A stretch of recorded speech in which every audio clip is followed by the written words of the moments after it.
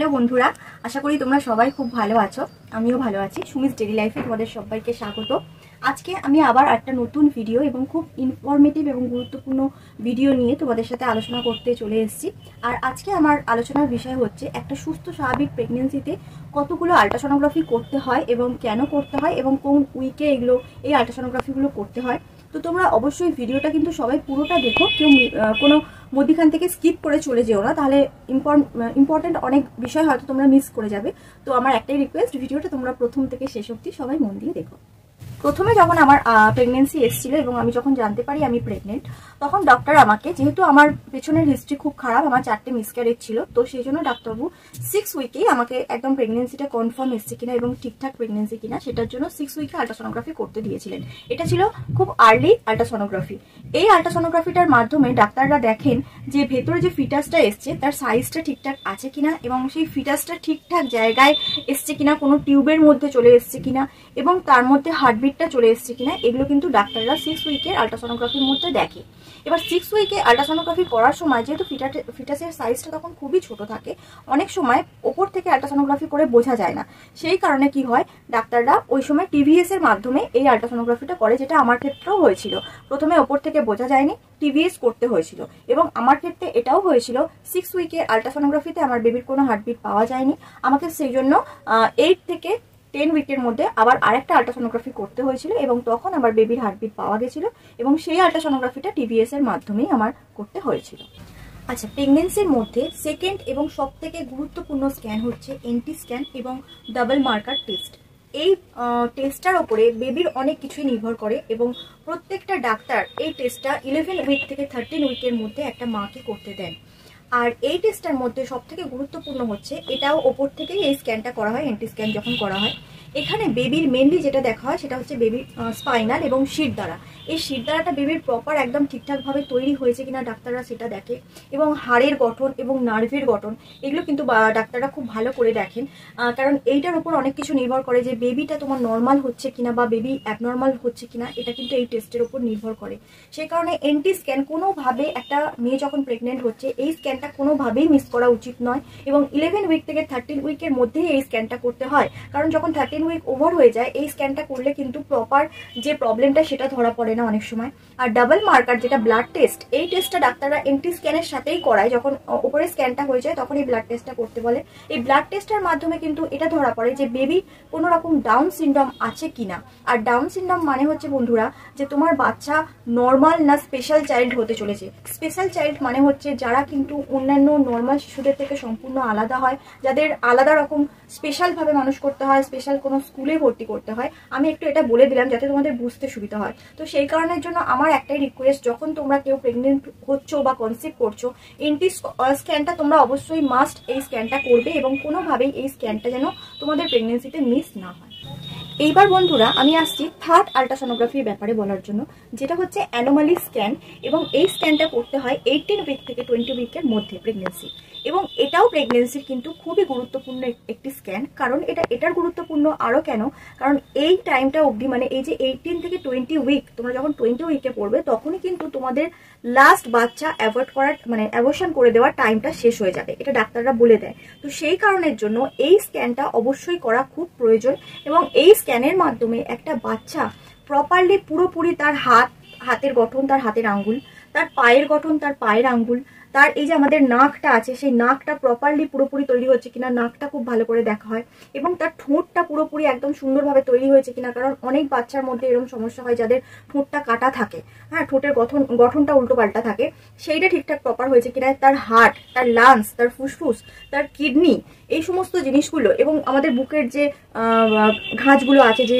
মানে কাঠামোটা, সেটাও দেখা হয় এবং প্রপার একটা মানুষের প্রপার যে দৈহিক গঠনটা পুরোপুরি সেটা ঠিকঠাক আছে কিনা এবং চোখটা তার প্রপার তৈরি হয়েছে কিনা, কানটা তার প্রপার তৈরি হয়েছে কিনা, একদম টোটালটা একটা মানুষের পুরো সুস্থ স্বাভাবিক একটা মানুষ হতে গেলে যে যে জিনিসগুলো প্রয়োজন সেটা কিন্তু এই স্ক্যানটায় খুব ভালো করে দেখা হয় এবং এই স্ক্যানটা একটু সত্যিই কষ্টকর। এটা যদিও ওপর থেকে করা হয়, যেহেতু আমার নিজের হয়েছে আমি জানি, এই স্ক্যানটা করতে মোটামুটি 1 ঘন্টা টাইম লাগে। কারণ ডাক্তার অনেক ধৈর্য নিয়ে অনেক টাইম নিয়ে এই স্ক্যানটা আস্তে আস্তে করে দেখে এবং অ্যানোমালি স্ক্যান যখন করা হয় শেষের দিকে কিন্তু বাড়ির লোকেদেরও অবশ্যই ডেকে দেখানো হয় যে তার বেবি একদম পুরোপুরি সুস্থ আছে আছে কিনা, তার প্রত্যেকটা অঙ্গ প্রত্যঙ্গ ঠিকঠাক আছে কিনা সেটা বাড়ির লোকেদের দেখে বলে দেওয়া হয় এবং দেখানো হয়। তো এই স্ক্যানটাও আর মানে গোটা প্রেগনেন্সি পিরিয়ডের মধ্যে খুব গুরুত্বপূর্ণ।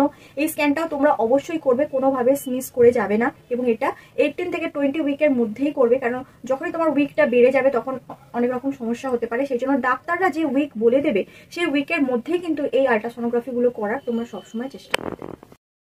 এই আল্ট্রাসোনোগ্রাফিতে আরেকটা গুরুত্বপূর্ণ জিনিস দেখা হয়, যেটা হচ্ছে বেবির ব্লাড সার্কুলেশনটা একদম ঠিকঠাক চলছে কিনা, মানে তার ব্লাডটা ঠিকঠাক তার লাংস অব্দি আসছে কিনা, তার ব্রেন অব্দি যাচ্ছে কিনা, এবং তার লাংস কিডনি সব জায়গায় ব্লাড সার্কুলেশন ঠিকঠাক যাচ্ছে কিনা, এটাও কিন্তু এই আল্ট্রাসোনোগ্রাফির মাধ্যমে দেখা হয়। এবং এই আল্ট্রাসোনোগ্রাফিটা যাদের হাই রিস্ক প্রেগনেন্সি, মানে ধরো অনেকবার মিসক্যারেজের হিস্ট্রি আছে বা যাদের খুব হাই সুগার লেভেল থাকে, তো তাদের তো হাই রিস্ক প্রেগনেন্সি থাকে, তাদের ক্ষেত্রে কিন্তু অনেক সময় এই উইকটা অনেকটা আগেই ডাক্তার করিয়ে দেখে নেন। তো এটা কিন্তু ম্যান টু ম্যান ভ্যারি করছে। তো সেই জন্য আমি বারবার বলছি, ডক্টররা যাদেরকে যে উইকে যে টেস্ট করতে বলবে তোমরা কিন্তু সেটা অবশ্যই মেনটেন করার চেষ্টা করবে। আর একটা বলছি বন্ধুরা, আমার প্রেগনেন্সির সময় যে উইকে আমার যে টেস্টগুলো হয়েছিল আমি কিন্তু এতক্ষণ সেই উইকগুলোই বললাম, এবং সাধারণত এই উইকগুলোই মেনটেন করা হয়। তবে হ্যাঁ, পেশেন্ট টু পেশেন্ট বা ম্যান টু ম্যান এগুলো কিন্তু অনেক সময় একটু চেঞ্জ হতে পারে, হয়তো এক সপ্তাহ আগে বা এক সপ্তাহ পরে এটা হতে পারে। সেই জন্য আমি বারবার বলছি, ডক্টরের কনসাল্ট অনুযায়ী ডক্টর যে উইকগুলো তোমাদের বলবে তোমরা কিন্তু সেই উইকগুলো অবশ্যই মেনটেন করো। এই আল্ট্রাসোনোগ্রাফিটা বন্ধুরা, এটা হচ্ছে 4 নম্বর আল্ট্রাসোনোগ্রাফি এবং এটা হচ্ছে গ্রোথ স্ক্যান। এটা 32 উইক থেকে 34 উইকে করতে হয়। তো এই স্ক্যানটায় মেনলি দেখা হয় যে বেবির তখন মানে 32 থেকে 34 উইকে মধ্যে যে একটা ওয়েট থাকার কথা, সেই ওয়েটটা প্রপার হচ্ছে কিনা বেবির মধ্যে, এবং বেবির যে গ্রোথটা যতটা হওয়ার কথা, তার হাত পা এবং টোটাল বডি এবং তার শরীরের সব জায়গায় ঠিকঠাকভাবে ব্লাড সার্কুলেশনটা হচ্ছে কিনা, এই গ্রোথ স্ক্যানের মধ্যে কিন্তু দেখা হয়। আচ্ছা, আমার প্রেগনেন্সিতে গ্রোথ স্ক্যানের সময় আমার বেবির ওয়েট একটুখানি কম বেরিয়েছিল। তো তখন আমি খুব টেনসড হয়ে গেছিলাম, এবং আমি ডাক্তারবাবু যিনি আল্ট্রাসোনোগ্রাফি করছিলেন ওনাকে জিজ্ঞাসা করেছিলাম যে ডাক্তারবাবু, আমার বেবির যেহেতু গ্রোথটা আপনি বলছেন একটু কম, তো কোনো এটা ভয়ের কারণ কিনা, চিন্তার কারণ কিনা। তখন ওখানে যিনি ছিলেন ডাক্তারবাবু আমাকে খুব সুন্দর করে বুঝিয়েছিলেন এবং বলেছিলেন যে না, এটা ভয়ের কিছু নয়, এটা ম্যান টু ম্যান ভ্যারি করে। তবে আপনি কোনো জিনিস নিয়ে বেশি টেনশন করবেন না। অনেক সময় বেশি টেনশন করলে কিন্তু খুব খারাপ হয়, গ্রোথ কমে যেতে পারে বা অন্য কিছু খারাপ হতে পারে। আপনি একদম রিল্যাক্সে থাকুন, খাওয়া দাওয়াটা প্রপার ওয়েতে খুব ভালোভাবে করুন, আর যতটা পারবেন রেস্ট নিন, তাহলে কিন্তু বেবির গ্রোথ ঠিকঠাক হয়ে যায়। হ্যাঁ, এবং প্রচুর পরিমাণে জল খেতে বলেছিল আমাকে ডাক্তারবাবু। অনেক সময় জলটা কম খাওয়া হয়ে গেলেও বেবির পক্ষে ওটা খারাপ হয়, গ্রোথটা অনেক সময় কমে যায় বা ভেতরে জলের পরিমাণটা কমে যায়। সেই জন্য যখনই তোমরা 32 উইকের মধ্যে ঢুকে যাচ্ছ তখন থেকে তোমাদের খেয়াল রাখতে হবে যে শরীর যেন সবসময় হাইড্রেট থাকে, এবং খুব বেশি জল খেতে হবে, 4 লিটার জল খেতে হবে।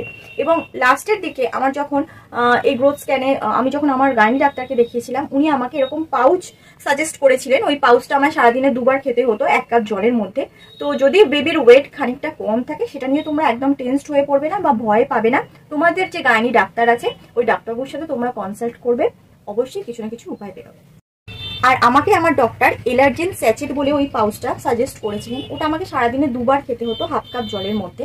তো এই পাউচটা আমি খেতাম একটাই কারণে, এটা খাওয়ার ফলে আমার বেবির ওয়েট যেটা কম ছিল সেটা সামঞ্জস্য থাকতো, এবং আমার জলটা শেষের দিকে একটু কমে গেছিল আমার পেটের মধ্যে। তো ডাক্তারবাবু যাতে জলের ব্যালেন্সটা ঠিকঠাক থাকে সেই জন্য ওই স্যাচেটটা দিয়েছিল, এবং লাস্ট অব্দি আমার অনেক হেল্প হয়েছিল ওটা খেয়ে। তো এবার আমি একদম প্রেগনেন্সির লাস্ট স্ক্যানে চলে এসেছি, যেটা হচ্ছে ডপলার স্ক্যান। তো এই স্ক্যানটা বন্ধুরা করা হয় একদম লাস্ট সপ্তাহ, মানে 35 উইক থেকে একদম 38 বা 39 উইকের মধ্যে এটা করা হয়। এবং এই স্ক্যানটা ডাক্তার করতে দেয় একটাই কারণে, যে বেবির হার্টের পজিশন কেমন আছে, ঠিকঠাক গোটা শরীরের মধ্যে ব্লাড সার্কুলেশন তার ঠিকঠাক আছে কিনা, যেহেতু ওই টাইমে বেবি অনেকটা বড় হয়ে যায় মায়ের পেটের মধ্যে, এবং তার নড়াচড়াটা তখন একদম ঠিকঠাক আছে কিনা, বা যে জলটার মধ্যে সে আছে সেই জলের পরিমাণটা কতটা আছে, বা হঠাৎ করে জলটা কমে গেছে কিনা, এই সমস্ত জিনিসগুলো দেখে। এবং বাচ্চার যে পজিশনটা, সেই পজিশনটা কেমন পজিশনে আছে, 3টে পজিশনে বাচ্চারা থাকে। পজিশনে ছিল যখন আমি লাস্ট আল্ট্রাসোনোগ্রাফি করি। ব্রিজ পজিশন মানে নর্মাল যে পজিশনে থাকলে মেয়েদের নর্মাল ডেলিভারি হয়, আমার বেবি কিন্তু সেই পজিশনে ছিল না। সেই কারণের জন্য ডক্টর দেখে আমাকে তখনই বলে দিয়েছিল যে বেবি আমার পুরো ঘুরে আছে, আমাকে সি-সেকশনের মাধ্যমে ডেলিভারি করতে হবে। তো আমার যেহেতু কমপ্লিকেশন অনেক বেশি ছিল, 4টে মিসক্যারেজ ছিল, আমার ডাক্তার আমাকে নিয়ে কোনো রকম রিস্ক নেননি। আমার 35 উইকের মধ্যেই আমাকে ডেলিভারি করে দিয়েছিলেন, এবং আমার ডেলিভারির টাইমে আমার বেবির ওয়েট হয়েছিল 2 কিলো 200। তো সেটা নিয়েও আমি খুব টেন্স ছিলাম। তখন ডক্টর আমাকে বলেছিলেন যে টেনশনের কোনো কারণ নেই, বেবি যদি সুস্থ থাকে এই ওয়েটেও বেবি একদম ঠিকঠাক থাকে। তো তো এতক্ষণ অবধি আমি যে যে আল্ট্রাসোনোগ্রাফিগুলো বললাম প্রত্যেকটাই খুবই গুরুত্বপূর্ণ এবং শেষেরটাও সেইভাবে সমান গুরুত্বপূর্ণ। তো তোমরা যারা প্রেগনেন্ট এখন আছো বা প্রেগনেন্সি যাদের আসতে চলেছে, তো তারা অবশ্যই এই আল্ট্রাসোনোগ্রাফিগুলো অবশ্যই মেনটেন করবে, ডাক্তারের কথা অনুযায়ী উইক অনুযায়ী অবশ্যই আল্ট্রাসোনোগ্রাফিগুলো করবে। এবং এই আল্ট্রাসোনোগ্রাফিগুলো প্রপার ওয়েতে করলে তোমাদের অনেক অনেক হেল্প হবে। এবং যদি কিছু সমস্যা ছোটোখাটো থেকে থাকে এই আল্ট্রাসোনোগ্রাফিগুলোর মাধ্যমে কিন্তু ডক্টর সেগুলো থেকে তোমাদের অবশ্যই বার করে নিয়ে আসতে পারবে। আজকের ভিডিওটা বন্ধুরা আমি এখানেই শেষ করলাম। আর তোমরা অবশ্যই কিন্তু বলো যে আমার প্রেগনেন্সি সংক্রান্ত যে ভিডিওগুলো আমি তোমাদের কাছে নিয়ে আসছি তোমাদের কেমন লাগছে, তোমাদের এ থেকে কোনো রকম কোনো তোমরা উপকার পাচ্ছ কিনা। আর যদি তোমাদের কোনো রকম কোনো কোয়েশ্চেন থাকে বা কোয়ারিজ থাকে আল্ট্রাসোনোগ্রাফি নিয়ে বা অন্য যে কোনো প্রশ্ন নিয়ে, তোমরা আমাকে কমেন্ট বক্সে অবশ্যই সবাই প্রশ্ন করো। আর আমার ব্লগগুলো কেমন লাগছে অবশ্যই কমেন্টে জানিও। একটু বেশি করে সাবস্ক্রাইব করো, লাইক করো, আমার চ্যানেলটার পাশে সবাই এভাবেই থেকো। তো আজকের মতো টাটা।